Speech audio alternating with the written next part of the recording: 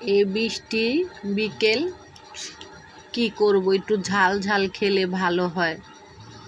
এখন ঝাল তো আর আমি একা খাবো না, সাথে আমার রাজকন্যা আছে, আমার রাজকুমার আছে, এখন ওদেরকেও খাওয়াবো। দেখেন পেয়ারাগুলো আমি পাতলা পাতলা করে কেটে নিচ্ছি। কেন? আমার রাজকন্যা এরকম পাতলা পাতলা পেয়ারা খেতে পছন্দ করে, সেজন্য পাতলা পাতলা করে কেটে অল্প মরিচ দিয়েছি, পরিমাণ মতো লবণ দিয়েছি, মেখে এখন এগুলো রাজকন্যাকে রাজকুমারকে খাওয়াবো। আমি খাবো, ওদের আব্বু খাবে। কি সুন্দর ত্রিভুজের মতন হয়েছে পেয়ারা কাটাটা, আর একদম পাতলা পাতলা, যাতে আমার রাজকন্যা খুশি মনে এটা খেতে পারে, যাতে আমার কন্যা না বলতে পারে আম্মু আমি এটা খাবো না। আপনাদের যারা বাচ্চারা পেয়ারা না খায় তাদেরকে তাদের পছন্দ মতন